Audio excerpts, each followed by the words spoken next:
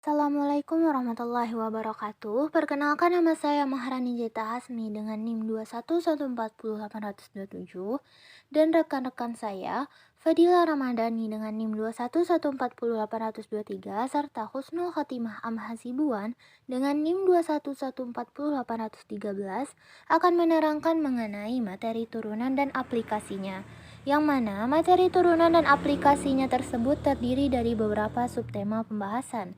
Pada bagian pertama akan dibahas mengenai dua masalah dalam satu tema, di mana dua masalah yang dimaksud di sini ialah masalah mengenai garis singgung dan juga kecepatan sesaat. Perhatikanlah pada gambar. Gambar yang tertera di koordinat kartesius tersebut memiliki dua titik, yaitu P dan Q. Titik P C, FC dan titik Q C plus H, FC plus H dihubungkan oleh sebuah garis yang mana akan membentuk suatu gradien. Gradien yang menghubungkan dua titik tersebut, yaitu P dan Q, dapat dicari dengan cara menggunakan rumus FC plus H kurang FC per H, atau yang lebih familiar dengan Y2 kurang Y1 per X2 kurang X1, di mana Y2-nya ialah FC plus H, Y1-nya ialah FC, X2-nya C plus H, dan X1-nya C. Nah, lalu jika kita perhatikan lagi, apabila titik Q mendekati titik P, maka H-nya akan menjadi semakin kecil, yang menyebabkan nantinya akan terbentuklah suatu garis singgung. Nah, kalau berbicara mengenai garis singgung, berarti ada sesuatu garis yang disinggung. Misalnya saja, di sini kita misalkan bahwa yang disinggung ialah titik P, C, FC. Oleh karena itu, kita mencari dengan rumus limit H mendekati 0 dari rumus gradien yang ada di awal tadi, yaitu FC plus H kurang FC per H. Dengan catatan limit ini ada dan bukan tak hingga atau min tak hingga. Lalu pada contoh soal, misalnya pada soal nomor 1, carilah kemiringan garis singgung pada kurva Y sama dengan Fx sama dengan X kuadrat di titik 2,4. Nah, kalau misalnya kita gambarkan fungsi tersebut, maka akan tampak seperti yang ada pada gambar. Lalu bagaimana solusi penyelesaiannya? Karena kita sudah tahu rumusnya tadi, maka tinggal kita masukkan. Gradien garis singgung sama dengan limit H mendekati 0, F2 plus H kurang F2 per H. Nah, duanya ini dapat dari mana? 2 ini didapat dari X-nya. Lalu, kita substitusikan kepada fungsinya, yaitu X kuadrat. Maka menjadi 2 plus H kuadrat kurang 2 kuadrat per H. 2 plus H kuadrat dikuadratkan menjadi 4 plus 4H ditambah H kuadrat. 2 kuadrat menjadi min 4 per H. Lalu hasilnya menjadi 4H plus H kuadrat per H. Kita pisahkan menjadi H dalam kurung 4 plus H per H. Karena H-nya sudah dipisahkan, maka bisa dicoret dan tinggal 4 plus H. Kita ganti H-nya dengan 0, maka hasilnya ialah 4. Lalu kita lanjutkan lagi ke kecepatan rata-rata dan kecepatan sesaat. Misalnya di sini ada ilustrasinya dalam contoh soal, Farhan mengendarai mobil dari kota A ke kota B yang berjarak 100 km selama 2 jam. Maka berapakah kecepatan rata-rata Farhan mengendarai mobil dalam perjalanan tersebut? Seperti yang diketahui, rumus dari kecepatan rata-rata merupakan hasil bagi antara jarak tempuh dengan waktu tempuh, sehingga jaraknya 100 dan waktu tempuhnya 2 jam, maka 100 dibagi 2 ialah 50. Didapatlah kecepatan rata-ratanya 50 km per jam. Nah, jika kasus tersebut diilustrasikan, maka akan tampak seperti yang ada pada gambar. Sehingga kecepatan rata-rata dapat dirumuskan sebagai Fc plus H kurang Fc per H. Lalu, apa hubungannya kecepatan rata-rata dengan kecepatan sesaat? Hubungannya dapat kita lihat dari contoh soal, misalnya, benda A dijatuhkan ke dalam ruang hampa udara. Percobaan menunjukkan bahwa apabila memulai dari keadaan diam, maka benda A jatuh sejauh 16 T kuadrat meter dalam T detik. Jadi, benda jatuh sejauh 16 meter pada detik pertama dan 64 meter pada detik kedua. Nah, seperti yang kita lihat di sini dari keadaan diam, berarti dia jatuh bebas. Maka dapat kita cari kecepatan rata-ratanya menggunakan rumus yang di awal tadi, Fc plus H kurang Fc per H. Untuk mencari waktu yang lebih singkatnya, misalnya T awalnya 1 detik dan T akhirnya 2 detik, maka kecepatan rata-ratanya ialah benda pada detik kedua dikurangi jarak benda pada detik pertama, yaitu 64 kurang 16 dikurangi dengan selisih waktunya, yaitu 2 kurang 1 sama dengan 48 meter per detik. Jadi kecepatan rata-ratanya ialah 48 meter per detik. Lalu apabila T awal dan T akhirnya ialah 1 detik dan 1,5 detik, maka kecepatan rata-ratanya 40 meter per detik. Apabila 1 detik dan 1,1 detik, maka kecepatan rata-ratanya 33,6 meter per detik. Dan apabila kecepatan awalnya 1 detik dan kecepatan akhirnya 1,01 detik, maka kecepatan rata-ratanya 32,16 meter per detik. Sehingga apabila jaraknya semakin kecil, maka akan semakin akurat dalam mencari kecepatan sesaatnya. Jadi kecepatan sesaat ini dapat didefinisikan terjadi apabila benda bergerak sepanjang garis koordinat dengan fungsi kedudukan Ft, maka kecepatan sesaatnya pada waktu C adalah kecepatan sama dengan limit H mendekati 0 dari kecepatan rata-rata, yaitu limit H mendekati 0 Fc plus H kurang Fc per H. Sehingga dalam kasus Ft sama dengan 16T kuadrat dari soal tadi, kecepatan sesaatnya dapat dicari menggunakan rumus tadi. 1 detik tadi disubstitusikan ke dalam rumus sehingga didapatlah hasil 32. Dan untuk mengenai dua masalah dalam satu tema ini, gradien garis singgung dapat dicari dengan limit H mendekati 0 dari gradien yang di awal tadi, dan kecepatan sesaat dapat dicari dari limit pendekatan kecepatan rata-rata H mendekati 0, sehingga ada hubungannya antara gradien garis singgung dengan kecepatan sesaat. Lalu kita masuk kepada bagian kedua, yaitu mengenai turunan. Definisinya yaitu turunan fungsi f adalah fungsi lain f aksen yang nilainya pada sebarang bilangan x adalah f aksen x sama dengan limit h mendekati 0 dari fx plus h kurang fx per h, asalkan bahwa limit ini ada dan bukan tak hingga atau min tak hingga, di mana bentuk setaranya juga dapat diperoleh ketika x menggantikan c plus h, sehingga X kurang C menggantikan H, yaitu F aksen C sama dengan limit X mendekati C, Fx kurang Fc per X kurang C. Untuk contoh lebih jelasnya, mari kita lihat contoh soalnya. Pertama, misalkan Fx sama dengan 2x plus 1, maka carilah F aksen 3-nya. Maka dapat kita cari dengan menggunakan rumus di awal tadi. Kita masukkan 3-nya menjadi limit H mendekati 0 F dalam kurung 3 plus H kurang F3 per H. Nah, 3 plus H ini kita substitusikan ke dalam persamaan fungsinya, yaitu 2x plus 1, sehingga menjadi 2 dalam kurung 3 plus H tambah 1 kurang 2 kali 3 tambah 1 per H. Sehingga limit H mendekati 0 menjadi 6 tambah 2H ditambah 1 dikurang 7 per H. Jadi limit H mendekati 0 ialah 2H per H. Jadi limit H mendekati 0 hasilnya ialah 2. Lalu pada contoh soal 2 kita lihat. Misalkan fx sama dengan sin x, maka carilah f aksen x-nya. Maka kita masukkan x ke dalam persamaan, limit H mendekati 0, Fx plus H kurang Fx per H, dan X plus H ini kita masukkan ke dalam rumus fungsinya, yaitu sin X, begitupun dengan sin X yang di belakangnya. Sehingga menjadi limit H mendekati 0, sin X plus H dikurang sin X per H. Limit H mendekati 0, sin X cos H ditambah cos X sin H kurang sin X per H.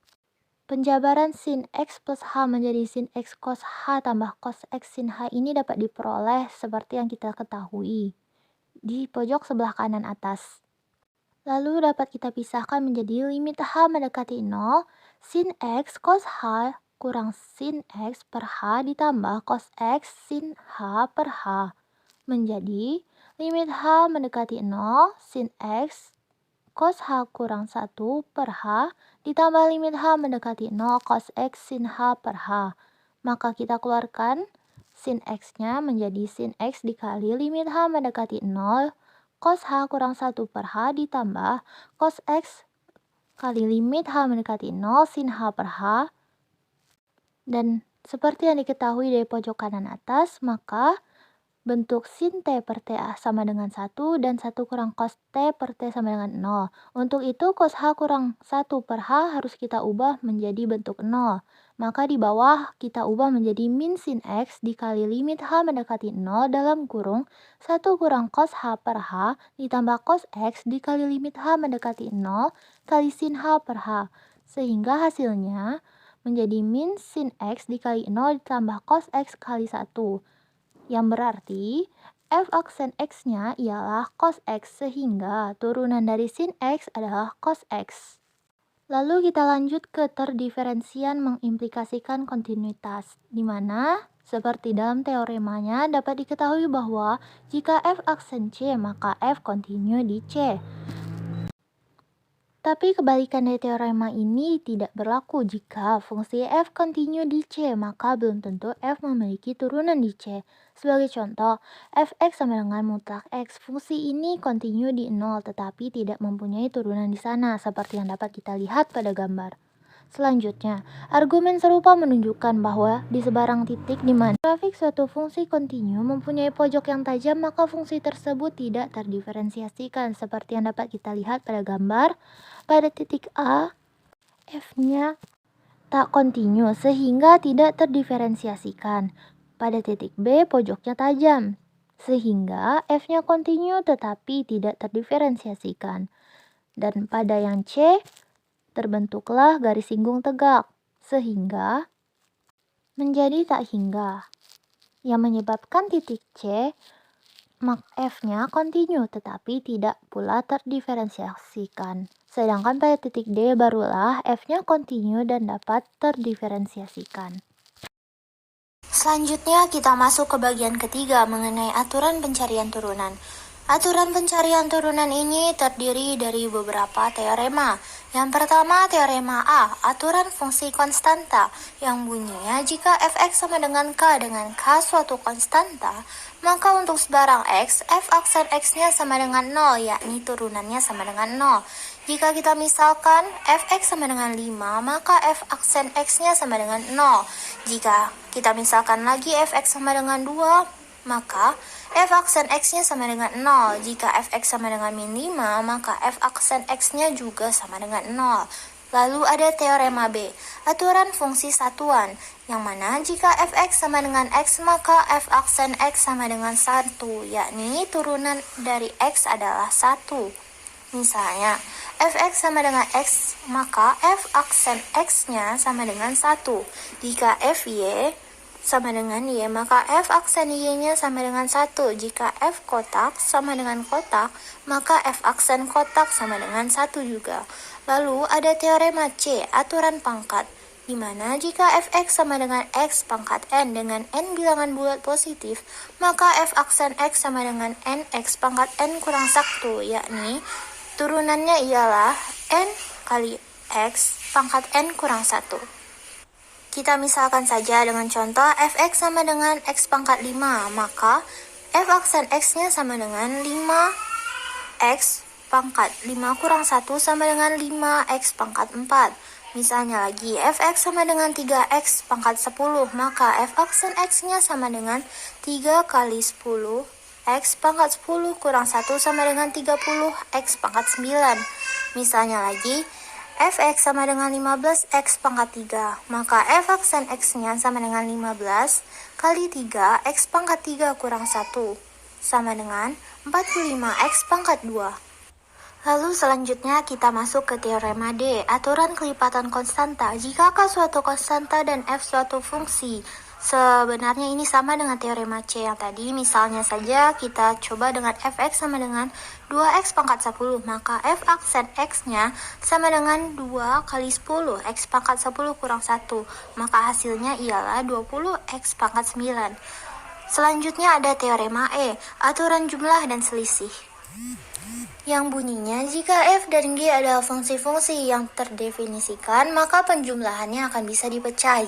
Kita misalkan saja dengan fx sama dengan 3x pangkat 5 tambah 2x pangkat 3 tambah 5. Maka penyelesaiannya ialah f aksen x sama dengan, kita turunkan sendiri 3x pangkat 5 menjadi 3 kali 5x pangkat 5 kurang 1.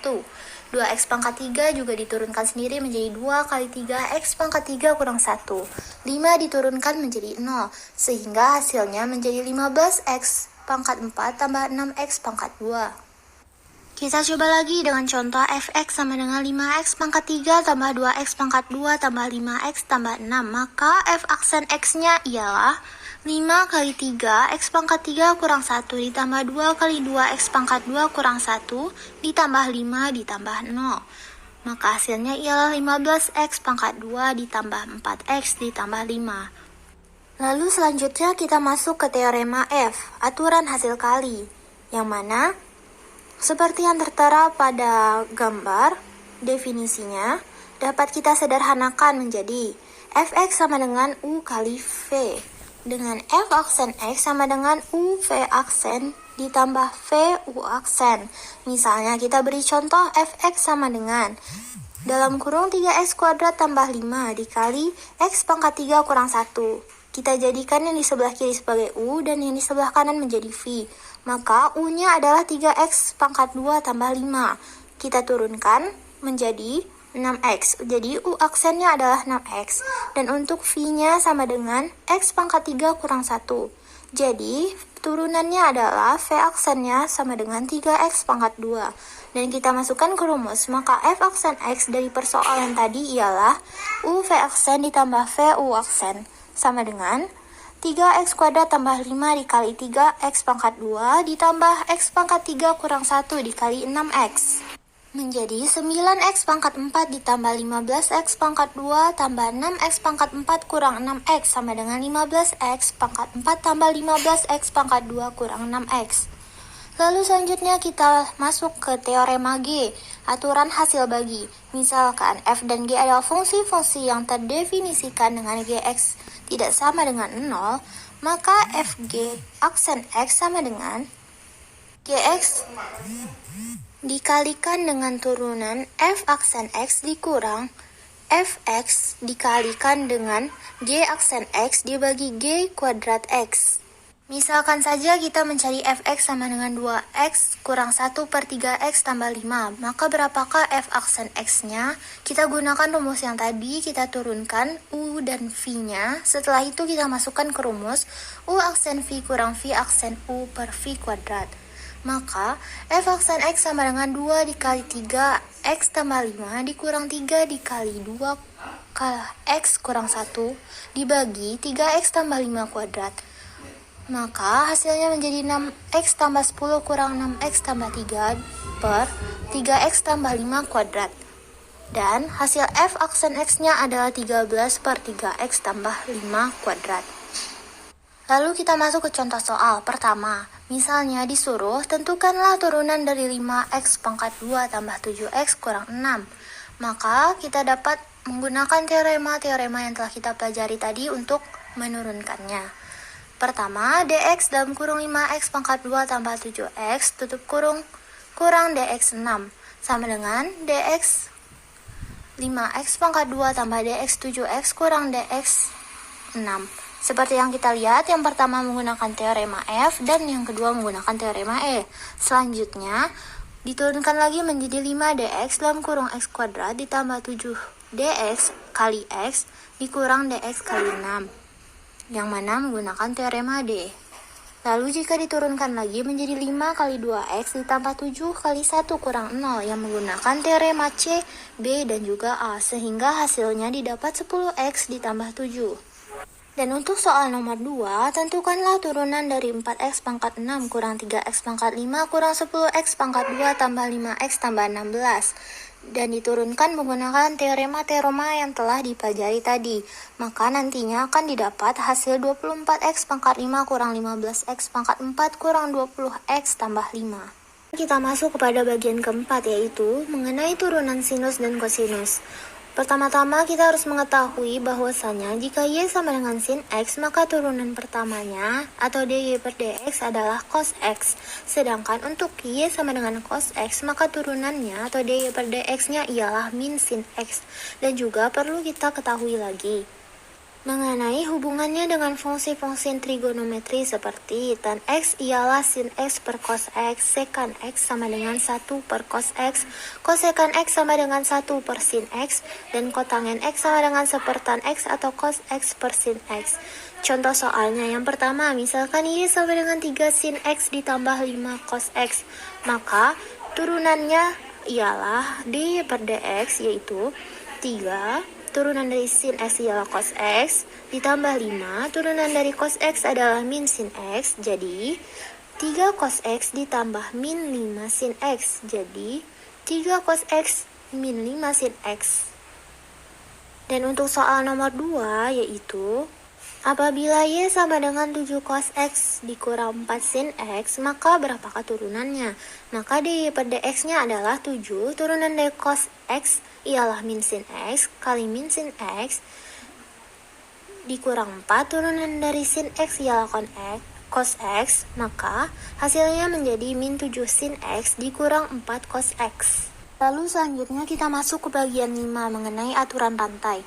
Nah, misalkan saja bayangkan pencarian turunan dari fx sama dengan 3x pangkat 2 kurang 5x kurang 7 pangkat 99. Bagaimana cara kita mencarinya? Apakah kita akan menurunkannya sebanyak 99 kali? Atau bagaimana cara mencari fx sama dengan sin 5x? Nah, semuanya itu dapat kita mudah carinya menggunakan aturan rantai. Nah, salah satu cara mencari kita agar hasilnya dapat ditemukan dengan cepat ialah menggunakan fungsi komposisi.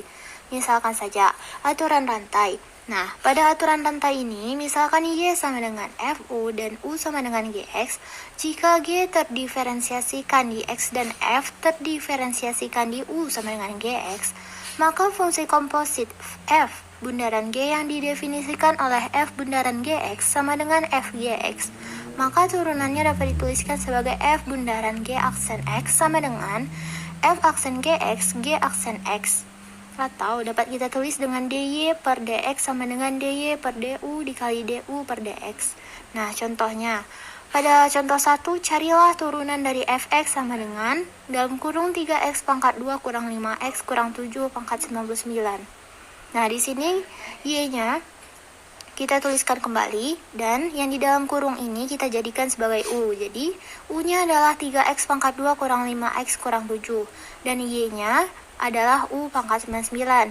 Dengan menggunakan rumus yang diketahui tadi, maka kita masukkan dy per dx sama dengan dy per dx dikali du per dx sama dengan du pangkat 99 per du dikali d dalam kurung 3x pangkat 2 kurang 5x kurang 7 per dx. Maka U pangkat 99 diturunkan terhadap U menjadi 99 U pangkat 98, dan 3X pangkat 2 kurang 5X kurang 7 diturunkan terhadap X menjadi 6X kurang 5, sehingga hasilnya menjadi 99 dalam kurung 3X kurang 5X kurang 7 pangkat 48 dikali 6X kurang 5. Lalu kita masuk ke contoh yang kedua. Misalnya, carilah turunan dari fx sama dengan sin 5x. Maka, y-nya adalah sin 5x. Kita tuliskan kembali. U-nya adalah 5x dan y-nya adalah sin x. Sehingga, cara mencari y aksennya atau dy per dx-nya ialah dy per du dikali du per dx. Dengan d sin u per du dikali d 5x per dx, hasilnya ialah cos u dikali 5. Atau menjadi 5 cos u. Yang berarti bahwa y aksen atau f aksen x-nya adalah 5 cos 5x. Lalu selanjutnya kita masuk ke bagian ke-6 mengenai notasi Leibniz. Nah, pada gambar di samping tampak bahwa pertambahan sebesar delta x pada x menyebabkan pertambahan sebesar delta y pada y. Dengan delta y sama dengan f x plus delta x kurang fx. Nah, bagi kedua ruas dengan delta x, maka kita peroleh delta y per delta x sama dengan fx plus delta x kurang fx per delta x. Nah, jika delta X-nya 0, maka limit delta X mendekati 0 delta Y per delta X sama dengan limit delta X mendekati 0 dari f X plus delta X kurang fx per delta X sama dengan f aksen X.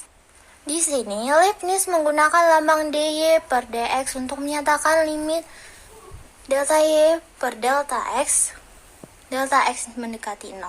Jadi, jika y sama dengan fx, maka dy per dx sama dengan f aksen x. Dengan catatan dalam notasi ini, dy per dx ini merupakan satu kesatuan, bukan hasil bagi antara dy dan juga dx. Contoh soalnya, misalnya yang pertama, jika y sama dengan x pangkat 3 tambah x, maka tentukanlah notasi Leibniz-nya. Maka, notasi Leibniz-nya dapat kita tuliskan dengan dy per dx sama dengan 3x pangkat 2 tambah 1 dengan menggunakan aturan yang telah kita pelajari. Nah, dengan notasi Leibniz ini, misalnya berkaitan juga dengan aturan rantai yang berbunyi, jika y sama dengan fu dan u sama dengan gx, maka dy per dx sama dengan dy per du dikali du per dx. Kita misalkan lagi pada contoh kedua, misalkan y sama dengan dalam kurung x pangkat 3 tambah x tutup kurung pangkat 10 sama dengan u pangkat 10. Dengan u sama dengan x pangkat 3 tambah x, maka dy per dx sama dengan dy per du dikali du per dx.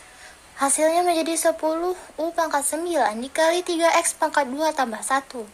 Sama dengan 10 dikali x pangkat 3 tambah x pangkat 9 dikali 3x pangkat 2 ditambah 1. Part 7, yaitu mengenai turunan tingkat tinggi. Turunan dari fungsi f adalah suatu fungsi yang dinamakan turunan pertama dari f, yaitu f aksen. Jika fungsi f aksen ini dihitung lagi turunannya dengan aturan atau definisi turunan, maka diperoleh fungsi baru yang dinamakan turunan kedua dari fungsi f, dan ditulis dengan lambang f aksen. Secara umum, turunan ke n dari fungsi f, ditulis fn, adalah suatu fungsi yang diperoleh dengan cara menghitung turunan dari fungsi f n1, di mana n sama dengan 1, 2, 3, dan seterusnya, dengan f0, x sama dengan fx, yang sebagai contoh adalah fx sama dengan 2x pangkat 3 dikurang 4x pangkat 2 ditambah 7x dikurang 8, maka f aksen x adalah 6x kuadrat dikurang 8x ditambah 7. F aksen 2x sama dengan 12x dikurang 8. F aksen 3x sama dengan 12. Dan F aksen 4x sama dengan 0. Karena turunan dari fungsi 0 adalah 0, maka semua turunan tingkat yang lebih tinggi akan 0. Contoh soal yang pertama yaitu y sama dengan 6x pangkat 3 ditambah 12x pangkat 3 ditambah 5x ditambah 2, di mana d pangkat 3y menjadi dx pangkat 3. dy per dx sama dengan 18x pangkat 2 ditambah 24x ditambah 5. Lalu d pangkat 2y per dx kuadrat sama dengan 36x ditambah 24, menjadi d pangkat 3y per dx pangkat 3 sama dengan d pangkat 3y per dx pangkat 3 sama dengan 36. Contoh soal yang kedua yaitu ada y sama dengan x pangkat m menjadi yn. Dimisalkan y pangkat 1 sama dengan m x dikali m min 1. Y pangkat 2 sama dengan m di dalam kurung m min 1 x pangkat m min 2. Dan jika yn sama dengan m min 1, m min 2, m min 3, dan mn seterusnya dengan x m pangkat n. Diferensiasi implisit atau turunan implisit. Persamaan yang dapat dituliskan dalam bentuk Y sama dengan fx disebut persamaan fungsi eksplisit. Sebagai contohnya yaitu Y sama dengan 3x kuadrat ditambah 5x dikurang 7, di mana Y sama dengan x kuadrat ditambah sin x. Tidak semua fungsi dapat dituliskan dalam bentuk eksplisit. Contohnya seperti berikut ini. Cos x ditambah Y ditambah akar xy kuadrat dikurang 5x sama dengan 0, di mana y sama dengan cos xy kuadrat ditambah 3x kuadrat sama dengan 5y kuadrat dikurang 6. Secara umum, fungsi f xy sama dengan c. Dengan C anggota dari bilangan real disebut persamaan fungsi implisit. Turunan fungsi implisit dilakukan pada fungsi-fungsi implisit tanpa mengubah bentuk fungsi implisit menjadi fungsi eksplisit. Menurunkan fungsi implisit terhadap X dapat dilakukan dengan cara seperti berikut ini. 1. Turunkan kedua ruas atau ruas kanan dan ruas kiri terhadap X. Yang kedua, gunakan aturan rantai. Dan yang ketiga, tentukan dy per dx. Aturan rantai adalah sebagai berikut. dy per dx sama dengan dalam kurung dy per du dikali du per dx. Contoh soal yang pertama yaitu tentukan dy dx jika a, y sama dengan u2 dan u sama dengan x4. Dan B, Y sama dengan U2 dan U merupakan fungsi dari X secara implisit. Pembahasannya yaitu A. Dari aturan rantai diperoleh bahwa dy per dx sama dengan dy per du dikali du per dx. Berarti 2U dalam kurung 4x pangkat 3 sama dengan 2 X pangkat 4 dikali 4X pangkat 3. Dan pembahasan yang ke B, yaitu dari aturan rantai diperoleh sebagai berikut ini. dy per dx sama dengan dy per du dikali du per dx. Jadi, dy per dx U pangkat 2 dengan U fungsi dari X secara implisit adalah 2U du per dx. Contoh soal yang kedua yaitu tentukan dy per dx dari persamaan implisit berikut ini. X kuadrat y dikurang xy kuadrat sama dengan 5. Pembahasannya yaitu langkah awal yang perlu dilakukan adalah ruas kanan dan ruas kiri. Kiri turunkan terhadap x seperti berikut ini. X kuadrat y dikurang xy kuadrat sama dengan 5. Lalu dx di dalam kurung x kuadrat y dikurang xy kuadrat menjadi dx 5. Jadi kita melakukan penambahan dx-nya. Lalu dari persamaan ruas kiri kita jabarkan menjadi dx x kuadrat y lalu dikurang dx xy kuadrat sama dengan dx 5. Lalu didapatkan hasilnya 2xy ditambah x kuadrat dy per dx dikurang 1y kuadrat ditambah x 2y dy per dx sama dengan 0. Setelah diturunkan terhadap x, maka selanjutnya yaitu buat dalam bentuk dy per dx seperti berikut. dy per dx di dalam kurung x kuadrat dikurang 2xy sama dengan y kuadrat dikurang 2xy. Maka didapatkan hasilnya yaitu dy per dx sama dengan y kuadrat dikurang 2xy per x kuadrat dikurang 2xy. Materi selanjutnya yaitu laju yang berkaitan. Jika X sama dengan XT dan Y sama dengan YT merupakan dua peubah yang berkaitan dan masing-masing berubah terhadap waktu atau T, maka dx per dt dan dy per dt merupakan dua laju yang berkaitan. Contoh soal, Yang pertama adalah air yang dituangkan ke dalam tangki berbentuk kerucut terbalik dengan laju 8 desimeter kubik per menit. Jika tinggi tangki tersebut adalah 20 desimeter dan jari-jari permukaan atasnya sama dengan 12 desimeter, seberapa cepatkah permukaan air naik pada saat tingginya 4 desimeter? Hal itu dapat kita lihat pada gambar di samping, di mana permukaan air akan naik dengan cepat pada awalnya, lalu melambat seiring bertambahnya tinggi air. Hal ini dapat diselesaikan dengan, misalkan, V menyatakan volume, R menyatakan jari-jari, dan H menyatakan tinggi air. Maka, V per Pi per 3 R kuadrat H. Maka R sama dengan H per 2, sehingga V sama dengan Pi per 12 H kubik. Turunkan kedua ruas terhadap T, maka diperoleh dV per dt sama dengan Pi per 4 H kuadrat dikali dH per dt. Contoh soal yang kedua, SpongeBob adalah makhluk laut yang berbentuk balok. Jika ada di daratan, SpongeBob mampu minum atau menyerap air dengan laju 3 cm kubik per detik.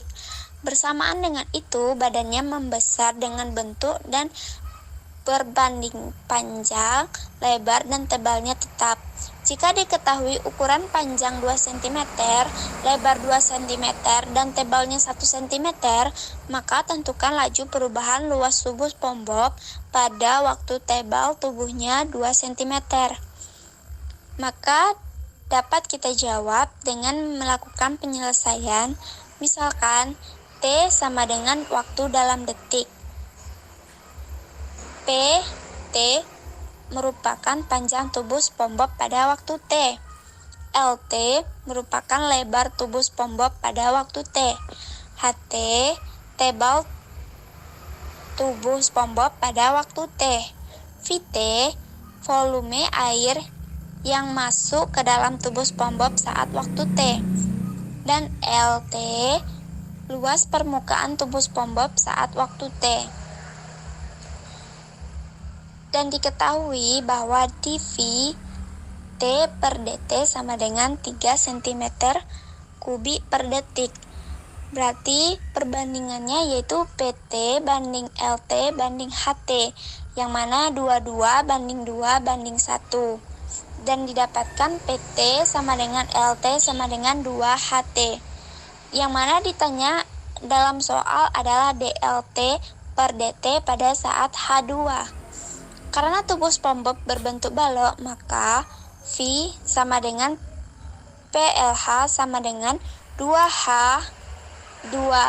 sama dengan 4H pangkat 3.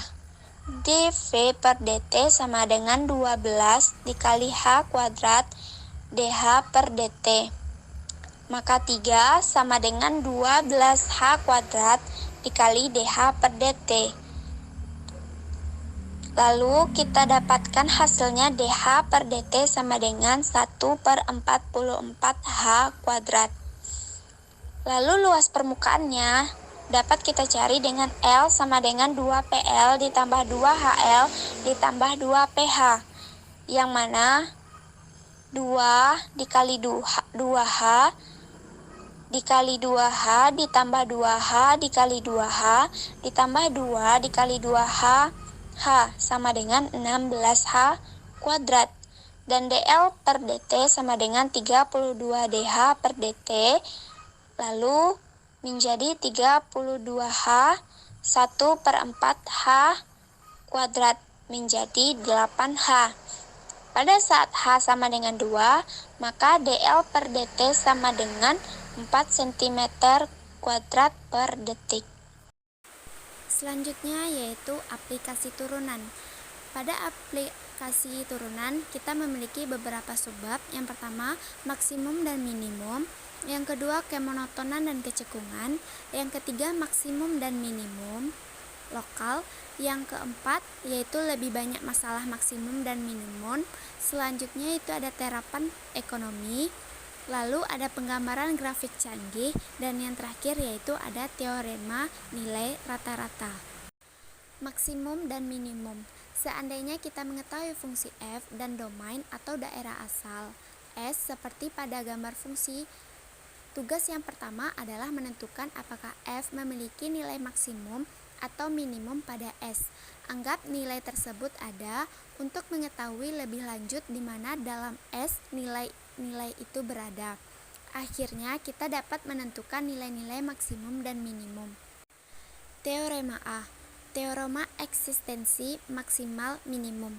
Jika f kontinu pada selang tertutup AB, maka f mencapai nilai maksimum dan nilai minimum. Kata kunci dari teorema eksistensi maksimal minimum yaitu f harus kontinu dan himpunan S harus berupa selang tertutup. Nilai ekstrim atau nilai kritis. Pada nilai ekstrim, biasanya fungsi yang ingin dimaksimumkan atau minimumkan akan mempunyai suatu selang sebagai daerah asal, tetapi selang ini boleh sembarangan. Beberapa selang ini memuat titik-titik ujung, misalnya A, B memuat titik ujung dua-duanya. AB hanya memuat titik ujung kiri. AB tidak memuat satupun. Jika C sebuah titik pada F aksen C sama dengan 0, kita sebut C titik stasioner. Nilai-nilai ekstrem seringkali terjadi pada titik-titik stasioner. Jika C adalah titik-titik dalam dari I di mana F aksen tidak ada, kita sebut C titik singular. Ini merupakan titik di mana grafik F mempunyai sudut tajam, garis singgung vertikal, atau mungkin berupa lompatan. Nilai-nilai ekstrem dapat terjadi pada titik-titik singular. Ketiga jenis titik-titik tersebut merupakan titik-titik kunci dari teori maksimum minimum. Titik dalam daerah asal fungsi f yang termasuk salah satu dari tipe ini disebut sebuah titik kritis f. Teorema B atau teorema titik kritis. Andaikan f didefinisikan pada selang 1 yang memuat titik C, jika FC adalah titik ekstrem, maka C haruslah suatu titik kritis, yakni C berupa salah satu. Pertama, titik ujung dari I. Yang kedua, titik stasioner dari F aksen C sama dengan 0. Yang ketiga, titik singular dari F aksen C tidak ada. Dari teorema A dan B, kita dapat menghitung nilai maksimum atau nilai minimum suatu fungsi kontinu secara sederhana pada selang tertutup 1. Langkah awal yaitu carilah titik-titik kritis dari F pada I. Langkah kedua, hitunglah F pada setiap titik kritis. Yang terbesar adalah nilai maksimum, yang terkecil adalah nilai minimum. Contoh maksimum dan minimum.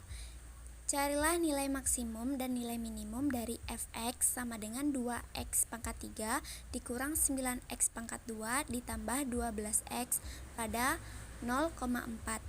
Penyelesaiannya, langkah 1 mencari titik-titik kritis. Pertama, titik-titik ujung yaitu 0 dan 4. Yang kedua, titik stasioner, di mana ada 2x pangkat 3 dikurang 9x pangkat 2 ditambah 12x. F aksen X sama dengan 6x kuadrat dikurang 18x ditambah 12 sama dengan 0. F aksen 0 sama dengan 602 dikurang 18,0 ditambah 12 sama dengan 12. F aksen 1 sama dengan 6,12 dikurang 18,1 ditambah 12 sama dengan 0. F aksen 2 sama dengan 6,22 dikurang 18,2 ditambah 12 sama dengan 0. F aksen 3 sama dengan 6,32 dikurang 18,3 ditambah 12 sama dengan 12. F aksen 4 sama dengan 6,42 dikurang 18,4 ditambah 12 sama dengan 36. Jadi, titik stasioner pada F aksen X sama dengan 6x kuadrat dikurang 18x ditambah 12 sama dengan 0. Untuk X diperoleh 1 dan 2. Lalu kita cari titik singular. Tidak terdapat titik singular, maka titik-titik kritis pada f(x) sama dengan 2x pangkat 3 dikurang 9x pangkat 2 ditambah 12x adalah 0, 1, 2, 4. Langkah yang kedua yaitu dapat dengan mencari nilai maksimum dan minimum. Diketahui titik kritis adalah 0, 1, 2, 4, di mana fx sama dengan 2x pangkat 3 dikurang 9x pangkat 2 ditambah 12x. f0 sama dengan 2,03 dikurang 9,02 ditambah 12,0 sama dengan 0. Lalu f1 sama dengan 2,13 dikurang 9,12 ditambah 12,1 sama dengan 5. f2 sama dengan 2,23 dikurang 9,22 ditambah 12,2 sama dengan 4. Lalu ada f4 sama dengan 2,43 dikurang 9,42 ditambah 12,4 sama dengan 32. Jadi nilai maksimum adalah 32, yaitu yang dicapai pada f4, dan nilai minimum adalah 0, yang mana pada f0. Materi selanjutnya yaitu ada kemonotonan dan kecekungan, di mana definisi sama dengan fungsi monoton. Yang pertama, grafik fungsi fx dikatakan naik pada selang 1 bila fx1 besar dari fx pangkat 2 untuk x besar dari x2, x1, x2 bilangan i. 2. Garis fungsi fx dikatakan turun pada selang 1 bila fx1 kecil dari fx2 untuk x1, x2 banding x1, x2 bilangan 1. Fungsi naik atau turun disebut fungsi monoton. Teorema kemonotonan, andaikan f kontinu pada selang 1 dan dapat didiferensialkan pada setiap titik dalam dari 1. Adapun jika f aksen x besar dari 0 untuk semua titik dalam x dari i, maka f naik pada i. Yang kedua, jika f aksen x kecil dari 0 untuk semua titik dalam x dari i, maka f turun pada i. Definisi fungsi kecekungan.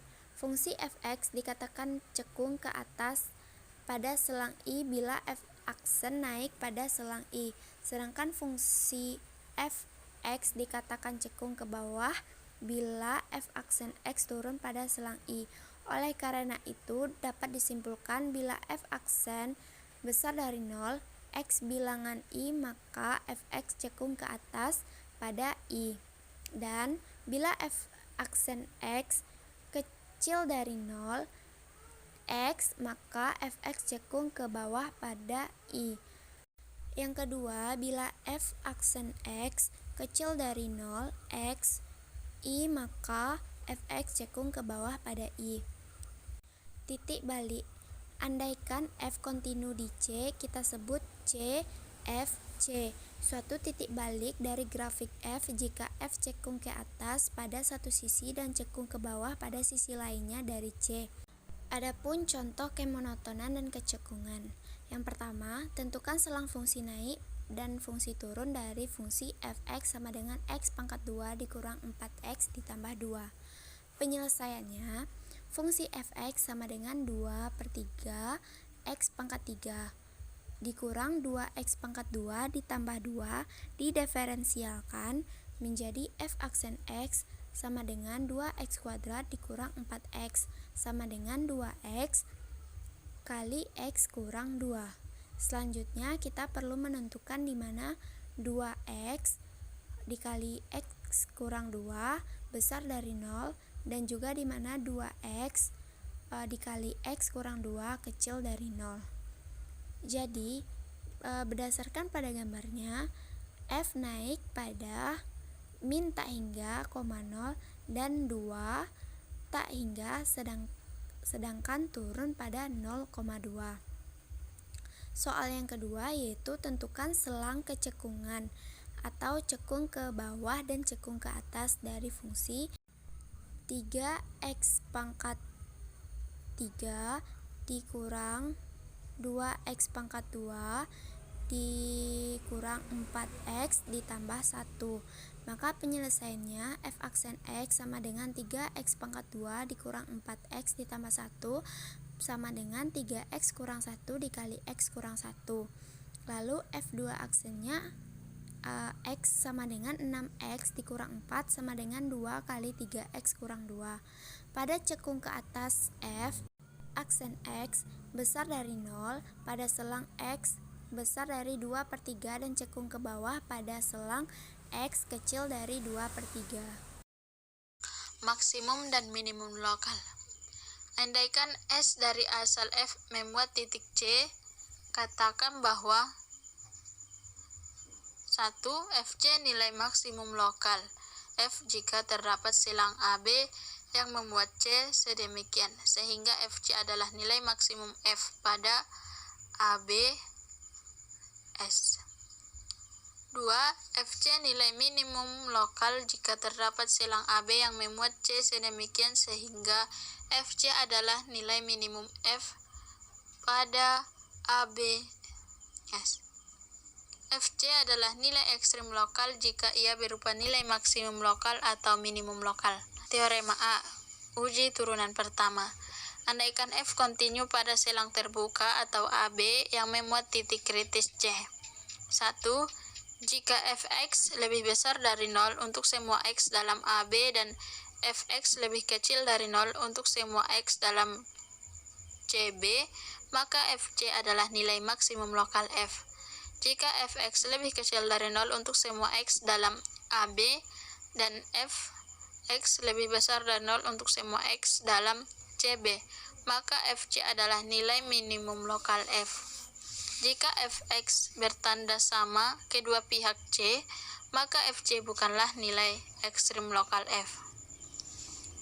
Contoh, carilah nilai ekstrim lokal dari fungsi fx sama dengan x2 kurang 6x tambah 5 pada titik min tak hingga koma tak hingga. Penyelesaian fungsi polinom f kontinu di mana-mana dan turunannya fx sama dengan 2x kurang 6 ada untuk semua x. Jadi, satu-satunya titik kritis untuk f adalah penyelesaian tunggal dari fx adalah 0, yakni x sama dengan 3x sama dengan 3. Karena fx sama dengan 2 dalam kurung x kurang 3 sama dengan 0 untuk x lebih kecil dari 3, f turun pada min tak hingga sampai 3. Dan karena 2 dalam kurung x kurang 3 lebih besar dari 0 untuk x lebih besar dari 3, f naik pada 3 dan tak hingga. Karena itu, menurut uji turunan pertama, f3 sama dengan min 4 adalah nilai minimum lokal f. Karena 3 adalah satu-satunya bilangan kritis, tidak terdapat nilai ekstrim lain. Grafik f terdapat kita lihat pada gambar di bawah ini dan kasus f3 sebenarnya nilai minimum atau global. Teorema B, uji turunan yang kedua. Andaikan f1 dan f2 adalah pada setiap titik dalam silang terbuka AB yang memuat C dan andaikan fc sama dengan 0. 1. Jika f turunan kedua C lebih kecil dari 0, maka fc adalah nilai maksimum lokal F. 2. Jika f turunan kedua C lebih besar dari 0, maka fc adalah nilai minimum lokal F. Contoh, untuk fx sama dengan x2 kurang 6x tambah 5. Gunakan uji turunan kedua untuk mengenali ekstrim lokal. Penyelesaian ini adalah fungsi dari contoh 1. Kita lihat di bawah ini. F turunan 1 X sama dengan 2X kurang 6 sama dengan 2 dalam kurung X kurang 3. F turunan kedua X sama dengan 2. Jadi F3 sama dengan 0 dan F turunan kedua 3 lebih besar dari 0. Karena itu, menurut uji turunan kedua, F3 adalah nilai minimum lokal. Lebih banyak masalah maksimum minimum. Ketika menghadapi masalah maksimum minimum, ada langkah yang sangat penting, yaitu kita harus menentukan besaran yang dimaksimumkan atau diminimumkan. Besaran ini akan menjadi variabel tak bebas dalam penyelesaian masalah. Langkah-langkah penyelesaian masalah maksimum dan minimum adalah sebagai berikut. Yang pertama, carilah besaran yang dimaksimumkan atau diminimumkan. Besaran ini seharusnya dinyatakan dengan satu kata atau frase dan label atau huruf yang merupakan variabel tak bebas. Variabel bebas dinotasikan dengan X. Yang kedua, menyatakan variabel tak bebas sebagai fungsi dari variabel bebas. Gunakan informasi dalam masalah untuk menuliskan variabel tak bebas sebagai fungsi dari X untuk menggunakan variabel bebas dan variabel tak bebas. Kita selalu menggambarkan dan memberi label variabel-variabel. 3. Menerapkan kalkulus untuk mencapai titik kritis. Menghitung turunan F1 dari fungsi F yang diperoleh dalam 2 langkah. Gunakan turunan untuk mendapatkan titik kritis. F1 X sama dengan 0 dan Fx tidak ada. 4. Identifikasi titik ekstrim. Evaluasi nilai F di setiap titik kritis dalam domainnya dan kedua titik ujungnya. Nilai-nilai yang diperoleh menentukan maksimum mutlak dan minimum mutlak. 5. Menjawab pertanyaan dan masalah. Dengan kata lain, interpretasikan hasil-hasil yang diperoleh. Contoh, lebih banyak masalah maksimum dan minimum. Seorang petani mempunyai 60 meter kawat yang akan digunakan untuk membuat pagar kandang yang berbentuk persegi panjang. Dengan satu sisi dinding tembok gudang seperti yang kita lihat pada gambar bawah ini. Tentukan ukuran kandang yang akan memaksimumkan luas daerah kandang hewan tersebut. Penyelesaian, luas persegi A sama dengan XY. Hubungkan antara X dan Y sama dengan 2X tambah Y sama dengan 60. Y sama dengan 60 kurang 2X. Substitusikan ke luas persegi. AX sama dengan X dalam kurung 60 kurang 2X sama dengan 60 X kurang 2X2. Mencari domain dari fungsi A. Domainnya 0 lebih kecil X lebih kecil 30. AX sama dengan 60 X kurang. Titik kritisnya hanya terjadi apabila 60 kurang 4X sama dengan 0. Titik kritis terjadi pada X sama dengan 15. Jadi nilai ekstrim dari A dapat terjadi hanya X sama dengan 0, 15, atau 30. Mencari nilai maksimum luas daerah kandang. AX sama dengan 60X kurang 2X2. A0 sama dengan 60 kali 0 kurang 2 kali 02 sama dengan 0. A sama dengan 15 sama dengan 60 kali 15 kurang 2 kali 152 sama dengan 450. A30 sama dengan 60 kali 30 kurang 2 kali 302 sama dengan 0.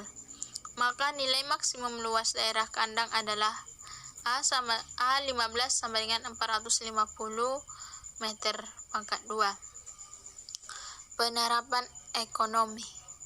Fungsi biaya adalah biaya untuk memproduksi X satuan suatu produksi tertentu, maka biaya marginal ditunjukkan sebagai laju perubahan C terhadap X. Dengan perkataan lain, fungsi biaya marginal adalah turunan C1X terhadap fungsi biaya. Fungsi biaya rata-rata CX atau X. Hasil bagi untuk mendiferensialkan persamaan 1. DC per DX. Karena itu, jika biaya rata-rata minimum, maka biaya marginal sama dengan biaya rata-rata. Jika keuntungan maksimum, maka keuntungan marginal sama dengan biaya marginal. Contoh, total biaya memproduksi dan menjual X satuan komoditi tertentu tiap minggu adalah CX sama dengan 1.100 tambah X2 per 1.200. Carilah biaya rata-rata CX per X tiap satuan dan biaya marginal pada tingkat produksi 900 satuan tiap minggu. Penyelesaian biaya rata-rata CX per X sama dengan 110 tambah X2 per 1.200 per X. Biaya marginal DC per X sama dengan X per 600. Pada X sama dengan 900, maka masing-masing mempunyai nilai 1,972 dan 1,5. Ini berarti bahwa biaya rata-rata tiap satuan adalah 1.774,8 untuk memproduksi 900 satuan, dan biaya marginalnya adalah Rp1.350. Penggambaran grafik canggih. Metode penggambaran grafik canggih dalam menggambarkan grafik fungsi tidak terdapat pengganti untuk akal sehat. Tetapi dalam banyak hal, prosedur berikut akan sangat membantu. Langkah 1. Buat analisis pendahuluan sebagai berikut. 1. Periksakan daerah asal dan daerah hasil fungsi untuk melihat apakah ada daerah di bidang yang dikecualikan. 2. Uji kesimetrian terhadap sumbu Y dan asal. Apakah fungsi genap dan ganjil? Cari perpotongan dengan sumbu-sumbu koordinat. Gunakan turunan pertama untuk mencari titik-titik kritis dan untuk mengetahui tempat-tempat grafik naik dan turun. 5. Uji titik-titik kritis untuk maksimum dan minimum lokal. 6. Gunakan turunan kedua untuk mengetahui tempat-tempat grafik cekung ke atas dan cekung ke bawah, dan untuk M. Untuk melokasikan titik-titik balik. 7. Carilah asmitat. Contoh penggambaran grafik canggih. Buatlah analisis dan kemudian sketsakan grafiknya. Fx sama dengan X3 kurang 4X. Penyelesaian. Turunan dari Fx sama dengan 3X2 kurang 4X lebih besar dari 0. Turunan kedua F2X sama dengan 6X. Misalkan F1X sama dengan 0, maka X-nya adalah 1,15. Jika X adalah 1,15, maka Fx sama dengan X3 kurang 4X. F1,15 sama dengan 1,153 kurang 41,15 sama dengan min 3,8. Maka grafiknya adalah sebagai berikut. Dan titiknya adalah 1,15 dan min 3,8. Teorema nilai rata-rata. Teorema A. Teorema nilai rata-rata untuk turunan. Jika F kontinu pada selang tertutup A, B, dan diferensialkan pada titik dalam dari A, B, maka terdapat paling sedikit satu bilangan C dan AB, di mana FB kurang F A per B kurang A sama dengan FC, atau secara setara di mana FB kurang FA sama dengan F1C B kurang A. Teorema B. Jika F1X sama dengan G1 X untuk sumbu X dalam AB, maka terdapat konstanta C sedemikian sehingga Fx sama dengan Gx tambah C untuk semua X dalam AB. Contoh teorema nilai rata-rata. Carilah bilangan C yang dijamin teorema nilai rata-rata untuk Fx sama dengan X2 tambah 2X dengan titik min 2 dan 2. Penyelesaian F1X sama dengan 2X tambah 2 dan F2 kurang F min 2 per 2 kurang min 2 sama dengan 3 kurang 0 per 4 sama dengan 2.